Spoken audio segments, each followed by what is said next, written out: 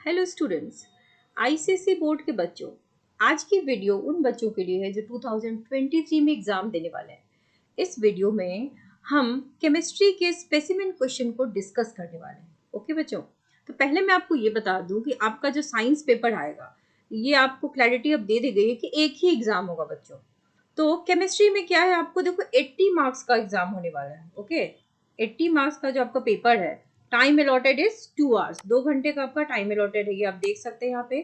और आपका जो पेपर है ना, उसके दो सेक्शंस हैं। सेक्शन 1 जो है यानी कि A, that is your compulsory section. इसमें जितने क्वेश्चंस होंगे आपको सारे के सारे अटेम्प्ट करने, इसमें आप ऑप्शन नहीं ले सकते कि ऑप्शन ए बनाए या बी बनाए, देयर इज नो ऑप्शन। और ये पूरा एमसीक्यू टाइप एंड ऑब्जेक्टिव है। तो एमसीक्यू सॉल्व करने के लिए आपको कॉन्सेप्ट की क्लैरिटी बहुत जरूरी है, क्योंकि कभी कभी ऑप्शंस जो होते हैं दे आर वेरी कंफ्यूजिंग। तो इसलिए कॉन्सेप्ट की क्लैरिटी यहाँ पर मैंडेट है। सेक्शन बी जो है बच्चों, यानी कि आपका जो सेक्शन बी पार्ट है, उसमें आपको एनी 4 आंसर करने होंगे। तो यहाँ पे आपके पास ऑप्शन है। ओके, तो आज की वीडियो में हम सेक्शन ए को डिस्कस करते हैं, नेक्स्ट वीडियो में हम सेक्शन बी को डिस्कस करेंगे। और मैं क्लास 12 के बच्चों को भी ये बात कह दूं, जो वीडियो देख करके बोलते हैं मैम क्लास 12 का वो बना दो केमिस्ट्री का, तो गिव मी सम टाइम, मैं इसके बाद केमिस्ट्री क्लास 12 का ही वीडियो बनाऊंगी, और क्लास 10th में आपको फिजिक्स और बायोलॉजी भी बनाऊंगी, but will take a little of time. अब देखते हैं क्वेश्चन। ऐसा है कि आपने अभी सिलेबस पढ़ा नहीं है, तो सारी चीजें आपको अभी एकदम से समझ नहीं आएंगी, but I will try my level best में थोड़ा थोड़ा आपको समझाने की कोशिश करूं, ताकि आपके लिए चीजें मतलब इजी हो, and when you will read that chapter, फिर आपको ये क्वेश्चन के आंसर यूं बनेंगे। ठीक है, अब देखते हैं। पहला क्वेश्चन है, you have to choose one correct answer. आप देख रहे हो, एक करेक्ट आंसर आपको इसमें देना है। अब आते हैं वीक इलेक्ट्रोलाइट क्या होता है। पहला क्वेश्चन है आपका, इसमें से वीक इलेक्ट्रोलाइट ढूंढो। तो बच्चों, इलेक्ट्रोलाइट वो है, वो सॉल्यूशन होता है जिसमें आप एसिड या बेस को डालोगे तो वो क्या होता है, आयंस में ब्रेक होता है। तो जो स्ट्रॉन्ग इलेक्ट्रोलाइट होता है ना, वो फुली डिसोशिएट कर देता है एसिड या बेस को, लेकिन ये वीक इलेक्ट्रोलाइट है तो पार्शियल डिसोसिएशन कराएगा। तो ये जो वीक इलेक्ट्रोलाइट है, इसमें अल्कोहल आ रहा है ऑप्शन में, फिर पोटेशियम हाइड्रोक्साइड है, अमोनियम हाइड्रोक्साइड है, और आपका ग्लूकोज है। तो यहाँ पर जो आंसर है वो आपका सी है, अमोनियम हाइड्रोक्साइड, ये वीक इलेक्ट्रोलाइट है। ठीक है, अब क्वेश्चन नंबर 2 देखो, electron affinity is maximum in. Electron affinity, electron affinity का मतलब क्या होता है, इलेक्ट्रॉन लेने की टेंडेंसी, यानी कि वो कौन सा ग्रुप है जो सबसे ज्यादा इलेक्ट्रॉन का भूखा है। तो देखो, आप ऑक्टेट रूल तो जानते हो, आप ये जानते हो ना कि कोई भी एटम है, मान लो एक्स है, वाई है, जेड है, अगर मैं के एल 2 ही शेल बनाऊं या एम 3 शेल बनाती हूँ, मान लो 2 8 है, यहाँ पर अगर एक इलेक्ट्रॉन है एम शेल में, ठीक है, तो इसको क्या है कि एक इलेक्ट्रॉन या तो ये दे देगा और इसको ऑक्टेट बनाएगा, या 7 इलेक्ट्रॉन मांगेगा। तो इसके पास ऑप्शन है कि ये वाला इलेक्ट्रॉन ये लूज कर जाए। इसी तरीके से अगर किसी एटम के पास आउटर शेल में 2 या 3 इलेक्ट्रॉन होता है, तो वो देना ज्यादा अच्छा समझता है। इलेक्ट्रॉन एफिनिटी का मतलब होता है इलेक्ट्रॉन लेने वाला। तो ऑब्वियसली जिस एटम के आउटर शेल में 1 2 3 4 इलेक्ट्रॉन हो, वो इलेक्ट्रॉन देना पसंद नहीं करते। इलेक्ट्रॉन देना पसंद कौन करेगा, जिसके आउटर शेल में देखो 2 8 5 5 इलेक्ट्रॉन हो, 6 इलेक्ट्रॉन हो, या 7 इलेक्ट्रॉन हो। तो देखो, जिसके पास 5 इलेक्ट्रॉन है ना, उसकी नीड ज्यादा है, उसकी गरीबी ज्यादा है, उसको 3 इलेक्ट्रॉन चाहिए, तो इसको दिक्कतें हैं ऑक्टेट पूरा करने में। जिसके पास 6 इलेक्ट्रॉन है आउटर शेल में, उसको 2 इलेक्ट्रॉन चाहिए, 5 वाले को 3 चाहिए, 7 वाले को 1 ही चाहिए। तो अब ये सोचो ना कि किसको तत्परता ज्यादा है, किसको भूख ज्यादा है। जिस एटम के आउटर शेल में 7 इलेक्ट्रॉन हो, तो ये वो एटम्स होंगे जिनको 1 इलेक्ट्रॉन मिलेगा और फटाफट से क्या हो जाएंगे, ऑक्टेट गेन करके स्टेबल हो जाएंगे। तो इनकी इलेक्ट्रॉन एफिनिटी, यानी कि इलेक्ट्रॉन को अपनी तरफ खींचने की टेंडेंसी जो है वो सबसे ज्यादा है। और आप सब जानते हो कि वो एटम्स या ग्रुप ऑफ एटम्स जिनके आउटर सेल में 7 इलेक्ट्रॉन हो, वो कौन सा ग्रुप होता है बच्चों, वो हैलोजन होता है। अंडरस्टूड? क्योंकि अल्कलाइन अर्थ मेटल जो है बच्चा, पहला जो ऑप्शन है, उसमें आउटर शेल में 2 इलेक्ट्रॉन होते हैं, तो वो 2 दे देगा, उसमें इलेक्ट्रॉन एफिनिटी अच्छी नहीं होती। इनर्ट गैस ऑप्शन सी है, इनर्ट गैस के पास कोई एफिनिटी नहीं है क्योंकि वो ऑलरेडी इनर्ट है। डी ऑप्शन है आपका अल्कली मेटल, यानी कि ग्रुप 1, तो इनमें देने की टेंडेंसी होती है, लेने की नहीं होती। अब आओ क्वेश्चन नंबर 3 पे। यहाँ पे देखो, ये कह रहा है, यहाँ पर एलॉय की बात हो रही है, मेन कंपोनेंट ऑफ ब्रॉन्ज। आपने ब्रास ब्रॉन्ज सुना होगा, है ना। कॉपर और जिंक जब मिलते हैं तो क्या बनता है, ब्रास बनता है। लेकिन कॉपर और टिन जब मिलते हैं तो ब्रॉन्ज बनता है। तो आपका जो क्वेश्चन नंबर 3 है उसमें आंसर क्या होगा, कॉपर एंड टिन। अब क्वेश्चन नंबर 4 देखो, a polar covalent compound.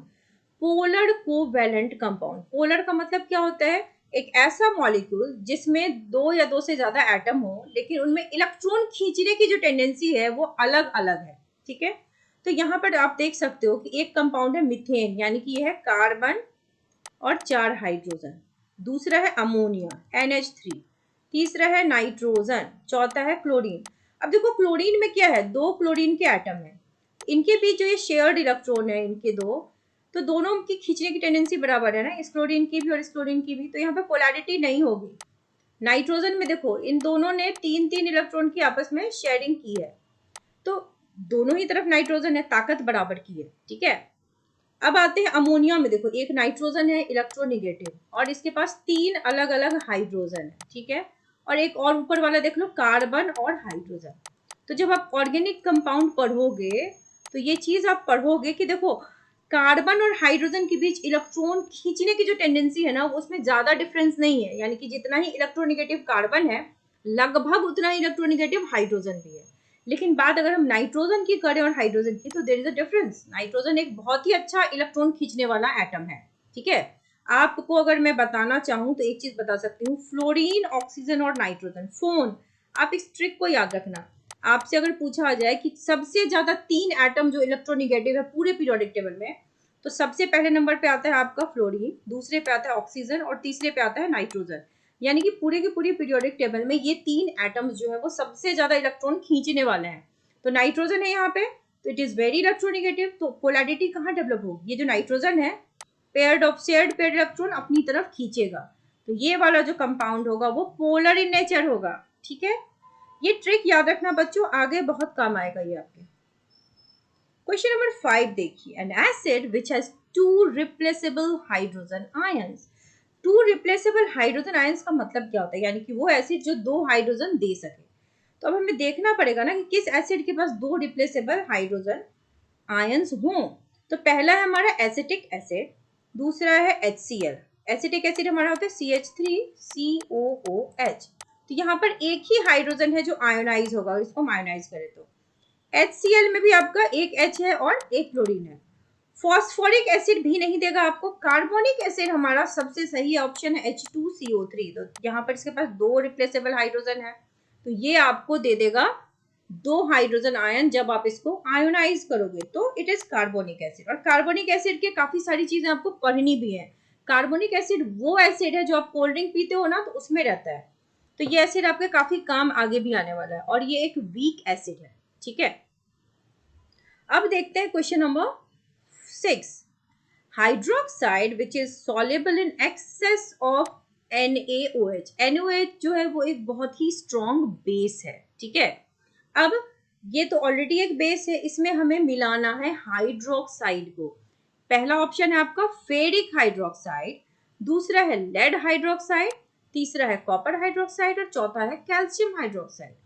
This is already a base और ये एक्सेस में प्रेजेंट है, तो इसमें सबसे अच्छी सॉल्युबिलिटी जो होती है वो लेड के हाइड्रोक्साइड की होती है, ठीक है। तो ये आप याद रखना। अब आते हैं क्वेश्चन नंबर 7 पे, if the RMM of carbon dioxide is 44, what is the vapor density? RMM क्या होता है भाई, RMM का मतलब होता है रिलेटिव मॉलिक्यूलर मास।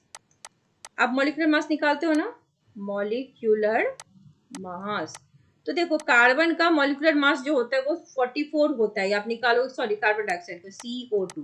कार्बन जो है इसका एटॉमिक नंबर जो होता है वो 6 होता है, तो इसका मास नंबर कितना होता है 12। एक ऑक्सीजन का मास नंबर होता है 16, तो दो ऑक्सीजन का कितना हो गया 16 इंटू 2। अब आप इसको ऐड करोगे तो ये आएगा 44 AMU, ये इसका मास है RMM, relative molecular mass of carbon dioxide. अब आपसे पूछा जा रहा है वेपर डेंसिटी क्या होती है, तो वेपर डेंसिटी को मैं VD लिख रही हूँ, is equal to molecular mass divided by 2, ठीक है। तो यहाँ पे वेपर डेंसिटी क्या होगी, मॉलिक्यूलर मास हमारा है 44, 2 से डिवाइड करोगे तो क्या आएगा 22 AMU आएगा। तो यहाँ पर AMU नहीं दिया हुआ तो हम यहाँ पे डेटा लिख देंगे। तो 22 कहाँ पे है भाई, ऑप्शन नंबर ए में है, तो हमारा ऑप्शन नंबर ए सही होगा। Now coming to question number 8, drying agent use to dry HCl यानी कि हाइड्रोजन क्लोराइड। ये जब आप चैप्टर पढ़ोगे ना, यहाँ पे ये सारी कुछ इंफॉर्मेशन होती हैं, जब आप चैप्टर में पढ़ोगे तो आपको ये सारी बातें पता चलेंगी कि वो कौन सा कंपाउंड है जो ड्राई करने का काम करता है, और ये कंपाउंड बहुत ही इंपॉर्टेंट है। पहला ऑप्शन दे रखा है कॉन्क H2SO4, कॉन्क मतलब कॉन्सेंट्रेटेड, दूसरा है कैल्शियम ऑक्साइड, तीसरा है सल्फरस एसिड, चौथा है कैल्शियम हाइड्रोक्साइड। तो इसको सॉल्व तो हम कर लेंगे, ये फटाफट है कॉन्क H2SO4 सल्फ्यूरिक एसिड। बच्चे लेकिन मैं आपको ये बता दूं कि आप क्लास 10th में आ गए हो, आप सबको सारे कंपाउंड्स के फॉर्मूलाज आने चाहिए। मैं जानती हूँ कि बहुत से बच्चों को आते भी हैं, पर बहुत सारे कंपाउंड में आप कंफ्यूज रहते हो।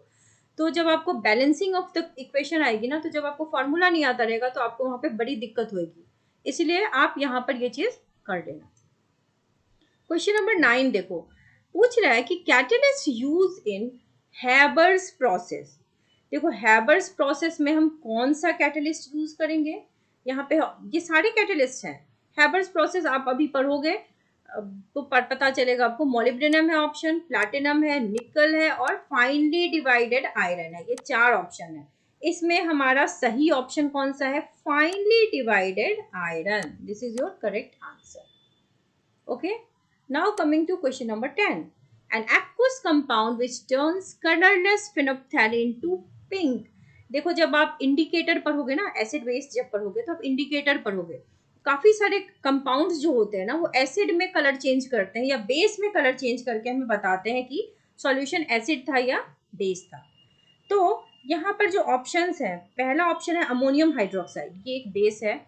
नाइट्रिक एसिड एक एसिड है। सी एनहाइड्रस कैल्शियम क्लोराइड, ये भी एसिडिक इन नेचर है। और डी सल्फ्यूरिक एसिड। तो आपको अगर ना भी पता हो तो आप ये समझ सकते हो कि बी सी डी जो है वो तो एसिडिक इन नेचर है और इकलौता ए जो है वो बेसिक इन नेचर है। तो फेनोप्थैलीन जो पिंक इन कलर होता है वो बेस में होता है, तो ऑब्वियस सी बात है कि ये कंपाउंड हमारा होगा ammonium hydroxide. Now coming to the next question जो कि है 11th क्वेश्चन। 11th क्वेश्चन क्या कह रहा है बच्चों, the gas found when carbon reacts with conc H2SO4, H2SO4 मतलब sulphuric acid.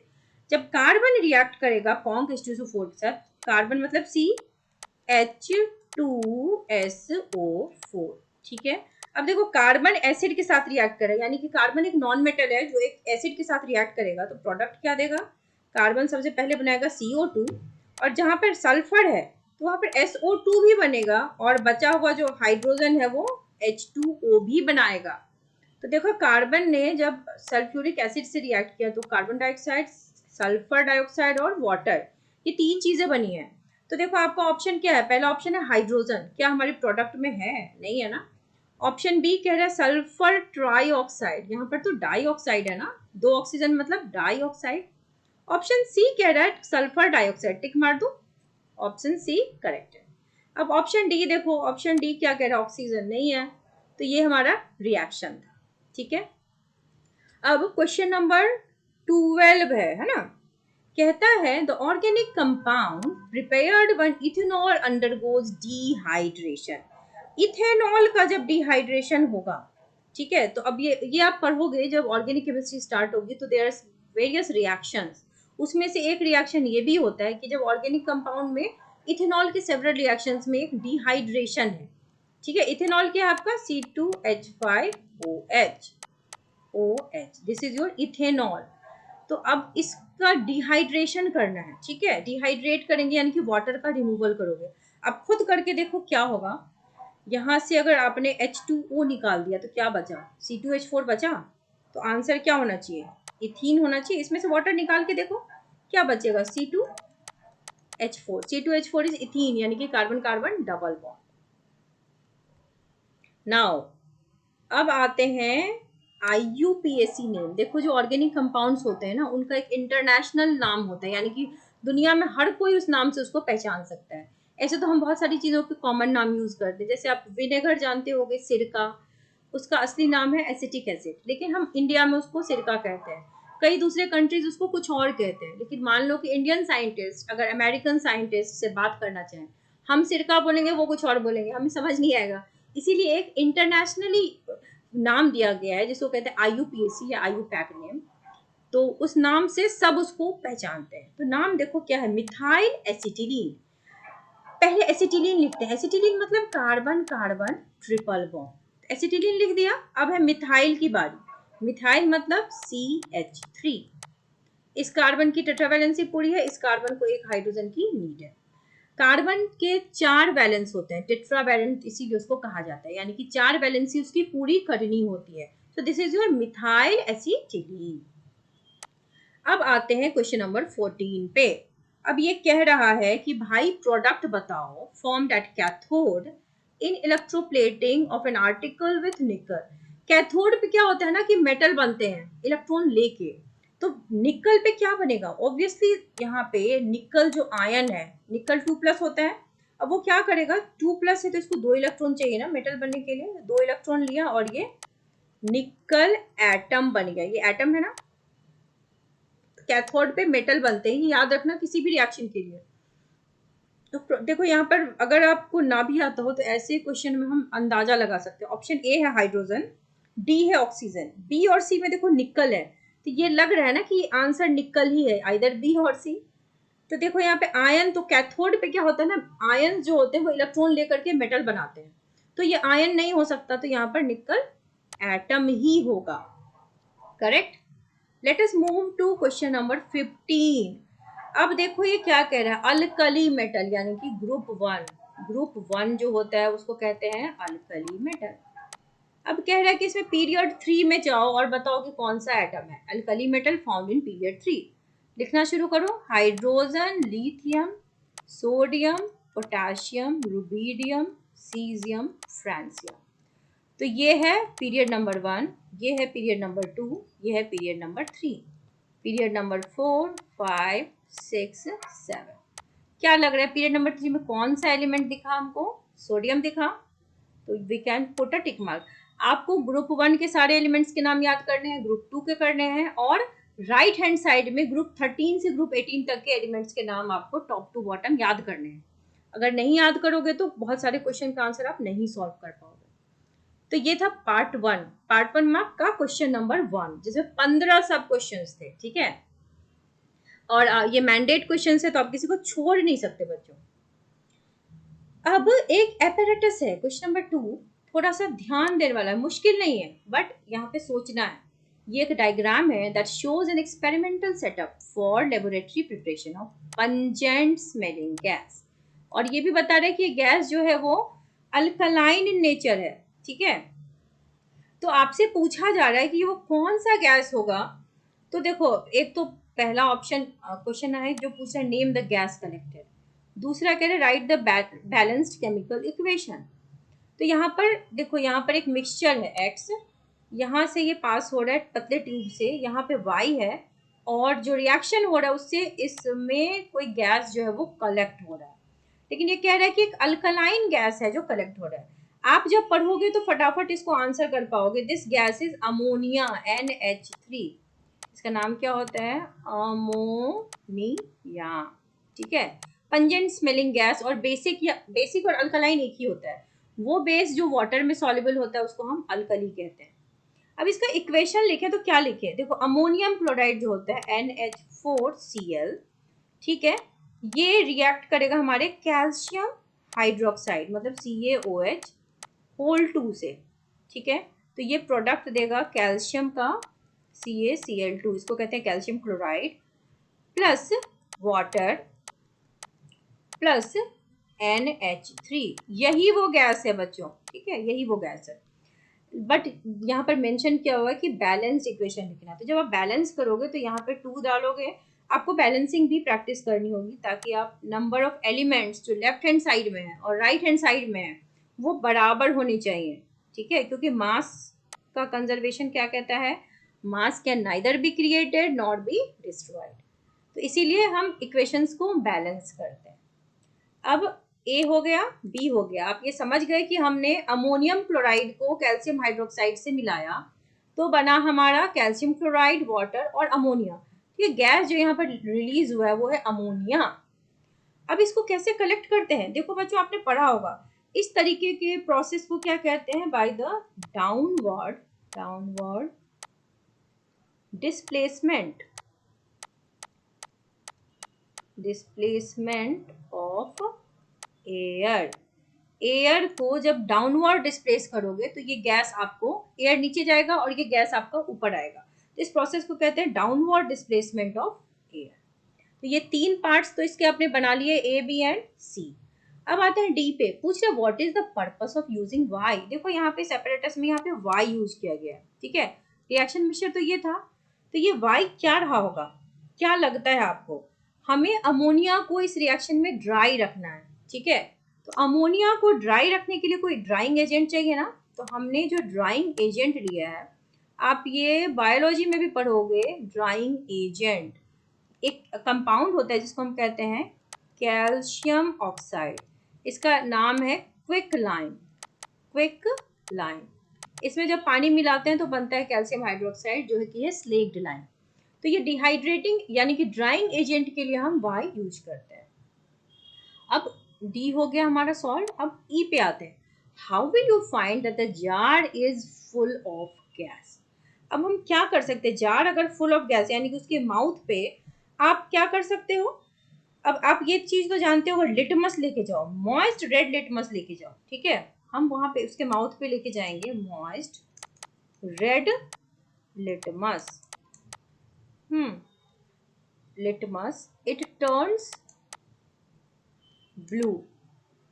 Red litmus blue कब निकलता है? जब हमारा जो कंपाउंड हो वो अल्कलाइन हो, ठीक है। तो ये जो गैस है ना हमारा अमोनिया, वो एक अल्कलाइन गैस है। अल्कलाइन गैस अमोनिया जो है, इसकी वजह से लिटमस पेपर जो होगा ना रेड, वो ब्लू में कन्वर्ट हो जाएगा। तो आप लिटमस टेस्ट इसका कर सकते हो। कहाँ? उसके माउथ के ऊपर। ये जो आपको मैं फिर से दिखाती हूँ, ये जिसका माउथ है ना, माउथ के पास आप लिटमस लेके जाओगे, यहाँ से जो निकल रहा है, तो लिटमस का कलर चेंज हो गया मतलब वो हमें बता देगा, ठीक है। अब आते हैं इसके क्वेश्चन नंबर 2 पे। देखो every question is almost kind of objective. आपको एकदम टिप बहुत लंबे लंबे आंसर्स नहीं है, बट चीजें बहुत क्लियर होनी चाहिए। कंपाउंड का formula, balancing, you should know everything. अब देखो आते हैं क्वेश्चन नंबर ए पे। यहाँ पे देखो कॉलम ए और कॉलम बी में मैचिंग करनी है। कॉलम ए कहता है एसिड सॉल्ट कॉपर ऑक्साइड। पहले पढ़ लेते हैं ऑप्शन ए में क्या है, मीन्स कॉलम ए में क्या है और डी में क्या है। We have to match that. Acid salt है copper oxide, zinc hydroxide, copper metal और पोलर कंपाउंड। बी में क्या है? Black in colour, reddish brown, hydrogen chloride, sodium hydrogen carbonate and soluble in excess sodium hydroxide. अब चूंकि आप 10th में आए ही हैं तो मैं ये एक्सपेक्ट नहीं कर सकती आपको सारी चीजें पता होंगी। एसिडिक सॉल्ट, ठीक है। आप पढ़ोगे कि सॉल्ट भी 3 तरह के होते हैं, एसिडिक सॉल्ट, बेसिक सॉल्ट और न्यूट्रल सॉल्ट। जिस सॉल्ट कैसे बनता है? एसिड और बेस को मिला के। जब स्ट्रॉन्ग एसिड और वीक बेस होता है ना, तो उनका जो सॉल्ट होता है वो एसिडिक इन नेचर होता है। लेकिन अगर हम वीक एसिड और स्ट्रॉन्ग बेस को मिला के सॉल्ट बनाएंगे तो हमारा बेसिक सॉल्ट होगा। और अगर दोनों ही स्ट्रॉन्ग है ना, स्ट्रॉन्ग एसिड और स्ट्रॉन्ग बेस, तो न्यूट्रल सॉल्ट बनते हैं। तो अब आपसे पूछा जा रहा है एसिडिक सॉल्ट इसमें ढूंढो। Black in colour, reddish brown तो नहीं होगा। हाइड्रोजन क्लोराइड जो है एसिड है, एसिडिक सॉल्ट नहीं है। तो अब डी ऑप्शन यानी कि फोर्थ वन क्या कहते हैं? Sodium hydrogen carbonate. Sodium hydrogen carbonate एक एसिडिक सॉल्ट है। तो क्या मैं इसको यहाँ पर ए लिख दूं? लिख सकते हैं। अब ऑप्शन बी कहता है कॉपर का ऑक्साइड। कॉपर का जो ऑक्साइड होता है, कॉपर के कंपाउंड्स में कलर होता है, तो कॉपर ऑक्साइड जो होता है वो ब्लैकिश इन नेचर या कलर होता है, तो इसको मैं यहाँ पे बी कर देती हूँ, ठीक है। अब तीसरा है जिंक हाइड्रोक्साइड। जिंक हाइड्रोक्साइड जो होता है, जब आप एसिड बेस पढ़ोगे तो पढ़ोगे जिंक हाइड्रोक्साइड एक बेस है। It is soluble in access of sodium hydroxide, तो इसको सी कर देते हैं। कॉपर मेटल, कॉपर एक मेटल है, ठीक है। कॉपर मेटल का कलर होता है रेडिश ब्राउन, तो इसको मैं डी कर दूं। पोलर कंपाउंड हाइड्रोजन क्लोराइड यानी कि HCl, हाइड्रोजन और क्लोरीन के बीच जो कोवेलेंट बॉन्डिंग है, इसमें आप देख सकते हो क्लोरीन बड़ा स्ट्रांग है, तो शेयर्ड पेयर ऑफ इलेक्ट्रॉन को अपनी तरफ खींचेगा और इस पे पार्शियल नेगेटिव चार्ज, हाइड्रोजन पे पार्शियल पॉजिटिव चार्ज, ये पोलर है। तो इसको मैं ई कर दूं, मैं एरो नहीं लगा रही हूँ कि देखने में गंदा लगेगा, ABCD कर दिया यानी कि हमने इसको मैच कर लिया, करेक्ट। ये 5 नंबर का था यानी कि हर ऑप्शन एक एक नंबर का था। Now coming to the next question, that is complete the following by choosing the correct answer. यहाँ पे आपके पास ऑप्शंस हैं गिवन इन द ब्रैकेट। पहला है A, ammonia is liquefied form, ammonia in the liquefied form is, ammonia जब liquid है तो कैसा है, अमोनिया जब लिक्विड है तो वो न्यूट्रल होता है, ठीक है। अक्सर बच्चे कंफ्यूज होकर बोल देते हैं ammonia is basic in nature, basic है लेकिन जब लिक्विड फॉर्म में है तो वो न्यूट्रल है। B, organic compound which are insoluble in, देखो जितने कोवेलेंट कंपाउंड्स होते हैं वो ऑर्गेनिक होते हैं, कोवेलेंट कंपाउंड्स जो होते हैं वो ऑर्गेनिक सॉल्वेंट में सॉल्युबल होते हैं। दो तरह के कंपाउंड्स हैं, आयनिक और कोवेलेंट। तो ऐसा नियम है कि लाइक डिसॉल्व्स लाइक, इसका ये मतलब है कि आयनिक कंपाउंड्स जो होंगे वो वाटर में सॉल्युबल होंगे और जो कोवेलेंट कंपाउंड्स यानी कि ऑर्गेनिक कंपाउंड्स होंगे वो ऑर्गेनिक सॉल्वेंट में सॉल्युबल होंगे, क्योंकि वो ऑर्गेनिक है तो उनको सॉल्वेंट भी ऑर्गेनिक चाहिए। तो ऑर्गेनिक कंपाउंड्स आर इनसॉल्युबल, तो ये ऑर्गेनिक सॉल्वेंट में सॉल्युबल है। इनसॉल्युबल किस में होगा, इनसॉल्युबल ये वाटर में होगा। An inert, C ऑप्शन है, an inert electrode used in electrolysis of acidified water। आप इलेक्ट्रोलाइसिस पढ़ोगे वाटर की, वहां पर ना प्लैटिनम एक इनर्ट इलेक्ट्रोड है। ये आपको आगे भी काम आएगा 11th-12th में। D, hydrocarbon having double bond, hydrocarbon double bond वाले को अल्कीन कहते हैं, ट्रिपल बॉन्ड वाले को अल्काइन, सिंगल बॉन्ड वाले को अल्कीन। अब आओ ई पे, an alkaline gas gives dense white fumes of NH4OH या ammonium chloride with hydrogen chloride gas. अब ये जो है ये हमारा अमोनियम क्लोराइड होगा। अभी हमने रिएक्शन देखा था ना अमोनियम क्लोराइड का जिसमें व्हाइट फ्यूम निकल रहा था, वहां से भी आप कर सकते हैं। कभी कभी क्वेश्चन पेपर में भी ना एक क्वेश्चन का आंसर दूसरे में गिवन होता है, ठीक है। तो यहाँ पर अमोनियम क्लोराइड होगा, गॉट इट। अच्छा, अब एक प्रॉपर्टी देखते हैं। देखो property by which, question number 4 है, by which carbon bonds with itself to form long chain. अब देखो ऑर्गेनिक केमिस्ट्री बनी ही है कार्बन से, ठीक है। क्यों ऑर्गेनिक केमिस्ट्री में सिर्फ कार्बन है, मतलब कार्बन ही मेन क्यों है, क्योंकि कार्बन में दो प्रॉपर्टीज होते हैं, ये आपके एग्जाम में आता है। पहला प्रॉपर्टी होता है कैटेनेशन और दूसरा होता है टेट्रावैलेंसी, टेट्रावैलेंसी। कैटेनेशन का मतलब क्या होता है, कार्बन के पास सेल्फ लिंकिंग एबिलिटी होती है, यानी कि कार्बन किसी भी कार्बन के साथ बड़े लंबे लंबे चेन्स बना सकता है। तो उस प्रॉपर्टी को हम क्या कहते हैं बच्चों, इस प्रॉपर्टी को हम कहते हैं कैटेनेशन, ठीक है। अब बी में आओ, a substance that conducts electricity molten और एक्वस सॉल्ट। अब आपको अगर आइडेंटिफाई करना हो तो एक ऐसा सब्सटेंस जो मोल्टेन या एक्वस स्टेट में इलेक्ट्रिसिटी कंडक्ट करे, उसका सबसे अच्छा एग्जांपल आपका सोडियम क्लोराइड है, okay. Option question number C, energy required to remove an electron from valence shell of a neutral isolated gas this atom. मान लो कोई गैस है यानी कि क्लोरीन गैस है, न्यूट्रल है अभी, अब इसमें से इलेक्ट्रॉन निकालना है। मान लो मैं क्लोरीन एटम लेती हूँ, इलेक्ट्रॉन निकालना है, तो इलेक्ट्रॉन निकालने के लिए हमें एनर्जी देनी पड़ेगी। उस एनर्जी को क्या कहते हैं, आयोनाइजेशन एनर्जी, ठीक है। आयोनाइजेशन, यहाँ पे एस या जेड कुछ भी लिख सकते हैं, पोटेंशियल या एनर्जी, उसको आयोनाइजेशन एनर्जी भी कहते हैं। न्यूट्रल एटम से इलेक्ट्रॉन निकालने के लिए जितनी एनर्जी हमें देनी पड़ती है दैट इज आयोनाइजेशन एनर्जी, ठीक। अब पूछ रहा है bauxite, name the process by which bauxite ore is concentrated. Bauxite ore को बेयर्स प्रोसेस से, बेयर्स प्रोसेस,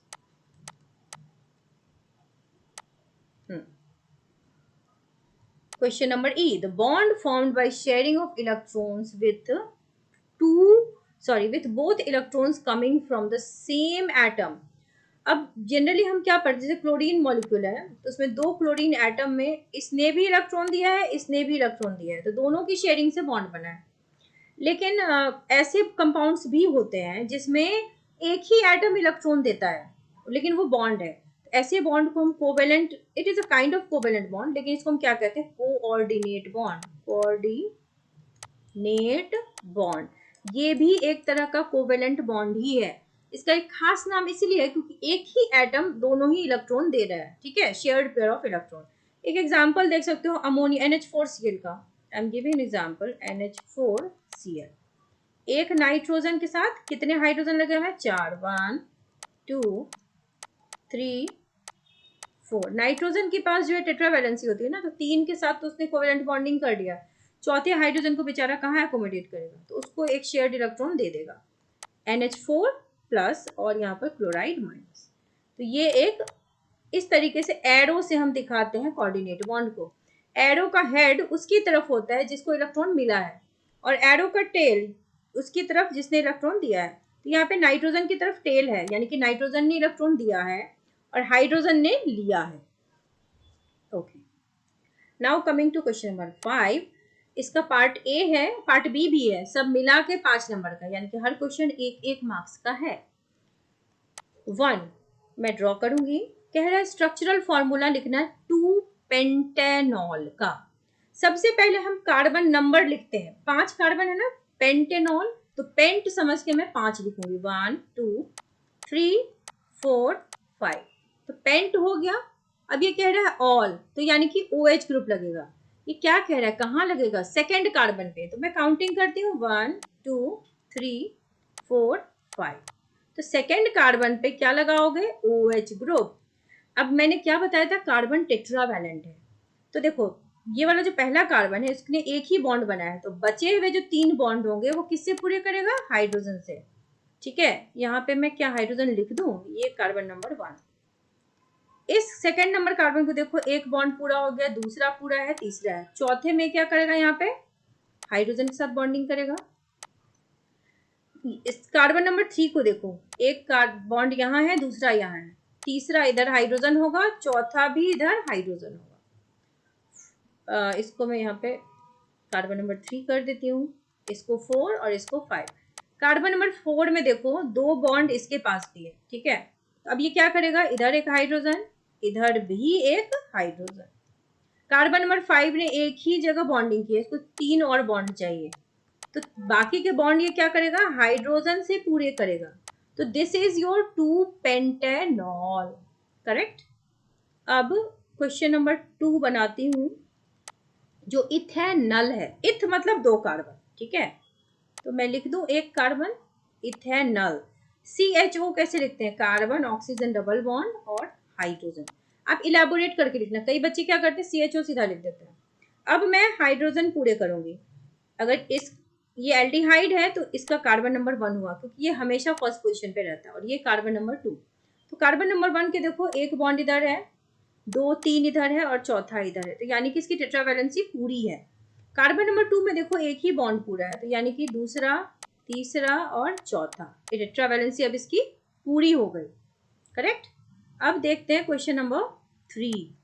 ये क्या है, ब्यूटीन, 1 ब्यूटीन। ब्यूटीन के लिए कितने कार्बन चाहिए, 4, 1 2 3 4। पहले मैंने कार्बन ड्रॉ कर दिया, अब मैं इसका फंक्शनल ग्रुप देखती हूँ, ये ईन है फर्स्ट कार्बन पे, तो फर्स्ट कार्बन पे ईन मतलब डबल बॉन्ड, बना दो डबल बॉन्ड।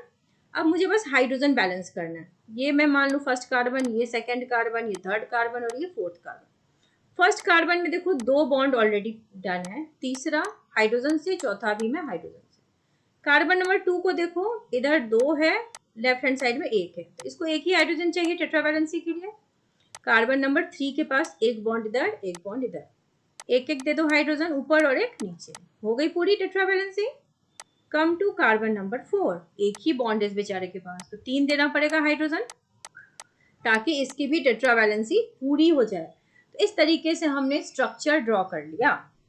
अब इसका पार्ट 2 है। अब बच्चे इसमें हमें नाम लिखना है, हमें दोनों चीजें सीखनी है, नाम दिया हुआ तो स्ट्रक्चर ड्रॉ करो, स्ट्रक्चर दिया हुआ है तो नाम लिखो।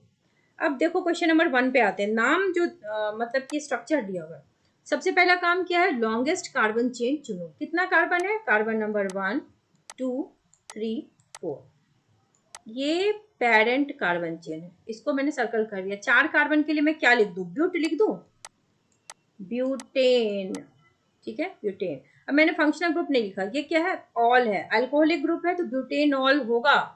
कौन से कार्बन के साथ OH जुड़ा हुआ है, 1 कार्बन के साथ, तो ब्यूटेन 1 ऑल, ठीक है। इसका नाम देखो कितने कार्बन है, पेरेंट चेन को पहले हम ब्रैकेट कर दें, जिधर फंक्शनल ग्रुप दिखता है ना उधर से ही काउंटिंग करते हैं। तो कार्बन नंबर 1 2 3, 3 कार्बन के लिए क्या यूज करते हैं, प्रोप। अब now see the functional group, यहाँ पे ट्रिपल बॉन्ड है, ट्रिपल बॉन्ड के लिए क्या यूज करोगे, आइन, प्रोपाइन। तो इसका जो नाम है वो है प्रोपाइन। तो बच्चों ये था आपके पार्ट 1 के सारे क्वेश्चंस, ठीक है। सेक्शन 1 जो था आपका, उसके सारे क्वेश्चंस को हमने आज डिस्कस कर लिया जो MCQ टाइप थे।